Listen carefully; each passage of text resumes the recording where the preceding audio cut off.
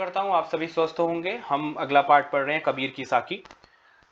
शुरुआत करते हैं। इस पहला पार्ट नहीं पढ़ा है तो उसको देख लीजिएगा, आपको समझ पैदा हो जाएगी। लेकिन अगर डायरेक्ट आप दोहा पढ़ रहे हैं तो अगली साखी जो है वो ये है। सुखिया सब संसार है खाए अरु सोबे, दुखिया दास कबीर है जागे अरु रोबे। कबीर दास जी के विषय में हम बात कर रहे थे, कबीर दास जी की साखियां पढ़ रहे हैं। तो कबीर दास जी अपनी नेक्स्ट साखी में बोलते हैं कि सुखिया सब संसार है खाए अरु सोबे। संसार जो है वो सुखी है, बहुत सुखी है भाई, बिल्कुल सुखी है, खाता है और सोता है, केवल इसी में सुखी है। अभी क्या उनको बेचारे, अभी इस समय नहीं है ना, उनको पता चलता है इंस्टा रील में भी सुखी है। इंस्टा रील, खाना खाया इंस्टा रील, खाना खा रहे हैं इंस्टा रील, वॉक कर रहे हैं इंस्टा रील, पढ़ रहे हैं इंस्टा रील, सब जगह इंस्टा रील। तो लेकिन वो उस वक्त इंस्टा नहीं है, लेकिन क्या एक चीज कॉमन है, खाना और सोना। केवल इतना ही जीवन है क्या? ये प्रश्न है अपने आप से, क्या इतना ही जीवन है, खाना और सोना? खाना खाया, सोना, फिर सो गए, फिर खाना, फिर ऐसे कर। लेकिन कबीर कहते हैं कि सुखिया सब संसार है खाए अरु सोवे, खाते हैं और सो जाते हैं। लेकिन कबीर बहुत दुखी है, दुखिया दास कबीर है। कबीर दास जो है वो दुखी है, क्यों? कि जागे अरु रोवे। वो देखते हैं, वो जानकारी, उनको ये एहसास है इस बात का कि केवल खाना और सोना जीवन नहीं है। समाज के लिए कुछ अच्छा करना, समाज के लोगों के लिए दया भाव रखना, उनके लिए सहायता करना, लोगों के लिए सहानुभूति रखना, ठीक है, मानवता रखना मन में, समाज सेवा करना, ठीक है, और धन कमाना, ठीक है, धन कमाएंगे तो, और वो भी समाज के हित के लिए। सिर्फ ऐसा नहीं समाज के, मतलब ऐसे बहुत से, ईश्वर को याद करना, ईश्वर का स्मरण, क्योंकि ईश्वर का स्मरण करेंगे तो बाकी सारी चीज अपने आप कर लेंगे। ये सब ज्ञान कबीर, इससे भी ज्यादा, मैंने बहुत कम पॉइंट लिखे, इससे भी ज्यादा पॉइंट है कि वो एहसास है कबीर को। क्यों? कबीर जाग गया है।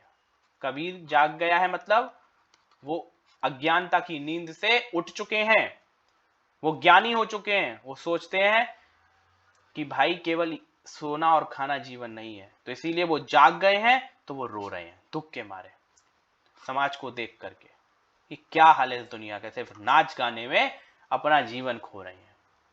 यहां से नाच गा करके थक के जाएंगे घर, सो जाएंगे, यही जीवन है। फिर सुबह उठेंगे, फिर कुछ और काम करेंगे, अपने रोज की चर्या करेंगे, दिन काम करेंगे, फिर तो सुखिया सब संसार है खाए अरु सोबे, दुखिया दास कबीर है जागे अरु रोबे।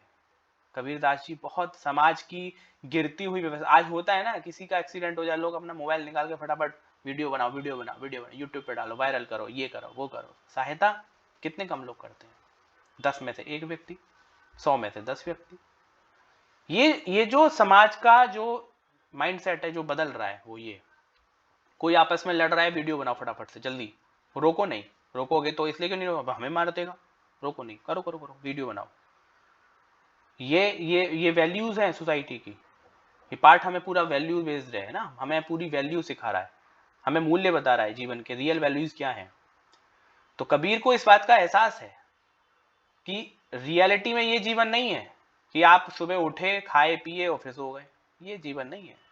इसके अलावा आप क्या करते हैं, इसके अतिरिक्त जीवन में क्या करते हैं? अरु रोवे, अज्ञान रूपी अंधकार को देख करके रोते हैं।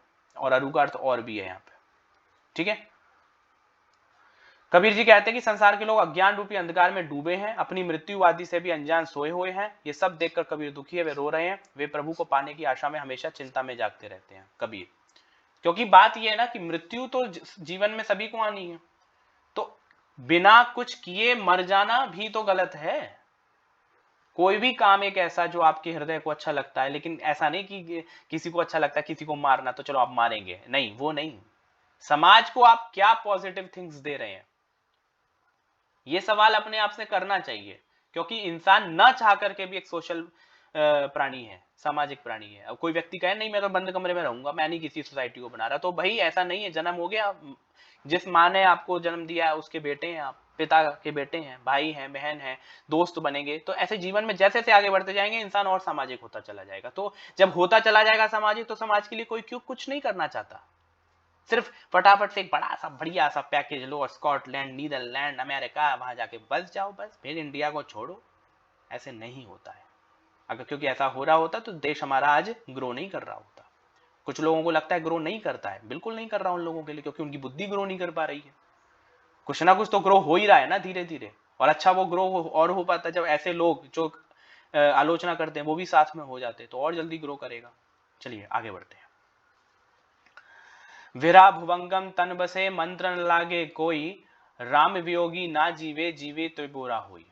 ठीक है, विरा भुवंगम तन बसे, जिस प्रकार से विरह माने क्या होता है, बिछड़ने का गम, और भुवंगम क्या है, भुवंगम है भुजंग सांप, मंत्र न लागे कोई, राम वियोगी ना जीवे जीवे ते बोरा हुई। जब ऐसा है कि जब किसी से कोई अलग हो जाता है, मतलब ईश्वर से उनका भक्त अलग हो जाता है, या किसी को प्रेम, जो प्रेमी है किसी से कोई प्रेम करते हैं, माँ अपने बच्चे से, या कोई मित्र अपने मित्र से, संगिनी से, पति अपनी पत्नी से, कोई भी किसी से अलग होता है, तब उसे कोई भी ज्ञान नॉलेज समझ नहीं आती।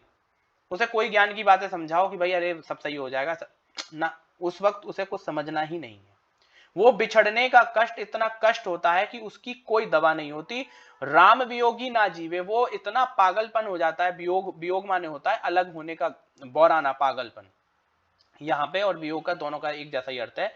वो इतने अजीब हो जाते हैं अलग होने पर, उसका कोई हल नहीं है। तो इसका उदाहरण उन्होंने दिया, किससे दिया, यहां देखेंगे। कबीरदास जी कहते हैं कि जब मनुष्य के मन में अपनों के बिछड़ने का गम सांप बनकर लौटने लगता है, मतलब जैसे सांप बन के लौटने लगता है, उस पर कोई ना कोई मंत्र असर नहीं करता और ना कोई दवा असर करती, उसी तरह राम अर्थात ईश्वर के वियोग में मनुष्य जीवित नहीं रह सकता। यदि वह जीवित रहता भी है तो उसकी स्थिति पागलों जैसी हो जाती है। अब यहाँ पे जो मैंने आपको बताया कि हम जब बिछड़ते हैं किसी से, तो किसी का मतलब यहाँ पे ईश्वर से है। और जैसे सांप लौटना, एक तरीके से इन्होंने उसका प्रयोग किया मुहावरे जैसा, कि जिस प्रकार से अगर मान लीजिए कि हमारे वैसे एक मुहावरा है कि छाती पे सांप लौटना माने बहुत ज्यादा परेशान होना, तो ये उस अर्थ में लिया जा रहा है यहाँ पे कि जिस जिस तरह से अलग होना क्या है, एक सांप लौटने जैसी प्रक्रिया है। लौटना ये वैसे गांव में बोले जाने वाला शब्द है, मतलब ग्रामीण भाषा का है, तो लेकिन यहाँ पे यूज किया जा रहा है। तो जिस प्रकार से अलग होना, एक सांप लौटने माने जैसे छाती पे सांप लौट रहे हैं माने बहुत परेशान हो रहे हैं, तो इस प्रकार से ईश्वर से अलग अगर हो जाता है इंसान, क्योंकि ईश्वर और भक्त का जो है संबंध अनन्य, आप न चाह करके भी, आप कहना कोई नहीं हम नास्तिक हैं, हम भगवान को नहीं मानते, मत मानो, तुम्हारे मानने से थोड़ी ना कुछ हो रहा है। आप नहीं मानोगे तो क्या आपकी सांस रुक जाती है? ऐसा तो कुछ नहीं होता है। आप बंद कमरा है, अंधेरा है, आप दरवाजा खोलोगे तो रोशनी आएगी, ज्ञान आएगा। ऐसे ही आप अगर ईश्वर के बारे में नहीं जानना चाहते, मत जानिए, मूर्ख बने रहिए, घूमते रहिए पागलों की तरह, कोई अस्तित्व तो नहीं रहेगा आपका। तो मैं ये नहीं कह रहा हूं कि आप हिंदू धर्म को जानिए, किसी भी धर्म में किसी को तो मानेंगे। कहेंगे नहीं सर हम मानवता को मानेंगे, तो मानवता ही तो ईश्वर है। कोई कहेगा नहीं सर हम सहानुभूति, सिंपैथी के फॉलोवर है, ठीक है, तो सिंपैथी मानिए, तो सिंपैथी ईश्वर का ही तो स्वरूप है। कहने का मतलब इंसान के इंसानियत ही अपने आप में ईश्वर है। यहां ईश्वर का मतलब मैं ये नहीं कह रहा हूं कि आपको अलग अलग प्रकार के कर्म कांड करने, कबीर ऐसा कभी नहीं कह रहे हैं। कबीर कह रहे हैं कि आपके अंदर का जो ईश्वर है वो आपकी सकारात्मकता है, आपकी पॉजिटिविटी है, वो अगर आपसे अलग हो गई तो क्या हाल होगा? आप पगला जाएंगे, आप बौरा जाएंगे। यही कहा, बौराना मतलब पागल हो जाना। जिस प्रकार से कैसे होगा, जैसे आप किसी से अलग होकर के हम बिछड़ने रूपी सांप लौटने जैसी प्रक्रिया से गुजरते हैं, ऐसे सांप लौट रहे हैं माने बहुत परेशान हो रहे हैं किसी से अलग होकर के, ऐसी ईश्वर से अलग होकर के आप अज्ञानी हो जाते हैं और बहुत व्याकुल हो जाते हैं, बहुत परेशान हो जाते हैं। इसीलिए कनेक्टेड रहिए, नेचर से कनेक्टेड रहिए, लोगों से कनेक्ट, और अच्छाई से कनेक्ट, सबसे बड़ी बात अच्छाई से कनेक्टेड रहिए, अपने मुंह से अच्छा बोलिए, पॉजिटिव रहिए। यही सब तो है पूजा पाठ का तात्पर्य। क्या है? सकारात्मकता, मानवता, लोगों की सहायता, पॉजिटिविटी, यही तो है। इसी चीज के समर्थक हैं कबीरदास जी। देखिए आज के समय में भी इनके जो दोहे हैं, इनकी जो साखी है, कितनी रिलेवेंट है, कितनी उचित है। आगे बढ़ते हैं। बहुत सुंदर है ये वाला दोहा, ध्यान से पढ़ेंगे। आशा करता हूं कि समझ में तो आ ही रहा होगा, लेकिन नहीं समझ में आता है फिर से बताइए, एक बार दो बार वीडियो देखिए, फिर भी नहीं समझ में आ रहा है तो फिर क्लास में पूछिए, कमेंट करिए, ठीक है।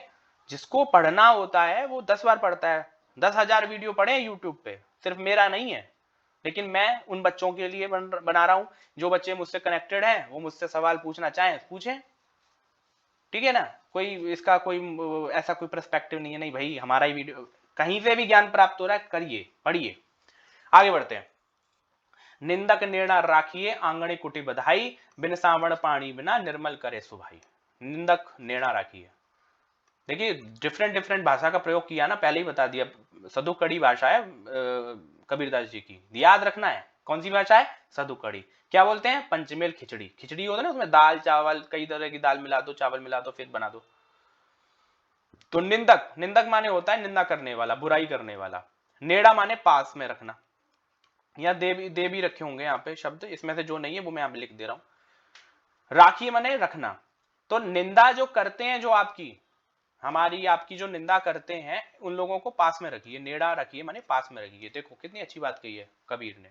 दुनिया कहती है जो बुराई करता है उससे दूर रहो, नेगेटिव आदमी है, वो कह रहे हैं नहीं, उनको पास में रखो। लॉजिक देखिए, क्यों पास में रखो बता रहे हैं, और कैसे पास में रखो। आंगणी कुटी बधाए, आंगन माने घर का आंगन। आंगन सुना है? जो 2 कमरे 4 कमरे के बीच में खुला सा एरिया होता है, ऊपर थोड़ा रोशनदान होता है, हवा आती रहे, ठंडी ठंडी हवादार घर जो होते हैं। फ्लैटों में नहीं होता आंगन, नहीं मिलेगा। जिनके घर होते हैं जमीन वाले बड़े बड़े, जिसके 200-250 गज में जो घर बना हुआ है, उसमें हालांकि छोटे घरों में भी आंगन बन जाता है लेकिन आंगन का मतलब समझ लीजिए कि बीच में एक ऐसा स्पेस, खाली सा स्पेस होता है जहां पे मतलब 2-3 चारों तरफ कमरे बने हुए, रूम्स बने हुए हैं, बीच का एरिया कुछ खाली। आप अपने नाना नानी पुराने घरों में जब जहां देखेंगे वहां मतलब होता है, हमारे घर में भी है। तो कबीर कहते हैं कि जो निंदा करता है ना, उस व्यक्ति को इतना पास रखिए, उस आंगन में एक कमरा बना दीजिए, उसका कुटी बंधाए। कुटी माने निवास स्थान बना दीजिए, कुटिया माने कुटी, एक कुटी माने छोटा सा कमरा, एक छोटा सा कमरा बना दीजिए और उसमें रखिए उसको अपने पास एकदम, जो आपकी कमियां निकाल रहा है। क्यों भैया?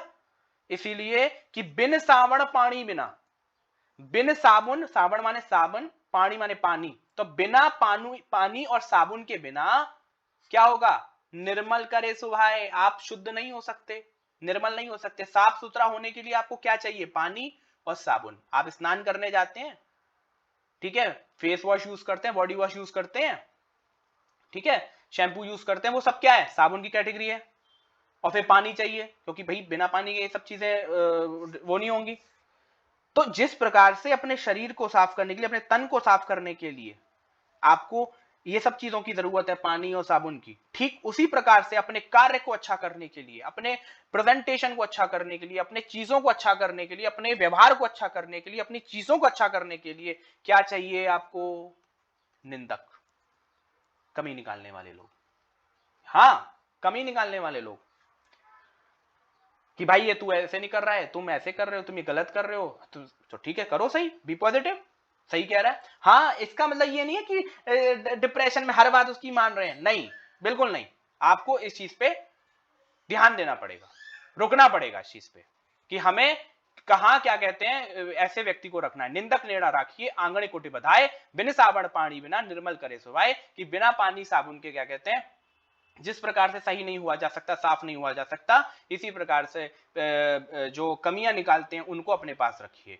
और कहां रखिए? आंगन कुटी बधाए, आंगन में उनकी कुटिया बना करके रखिए। इसको वीडियो पॉज करके देखेंगे, अगले पार्ट में हम चीजों को देखेंगे और क्या क्या इसमें हो सकता है इस पार्ट में। धन्यवाद।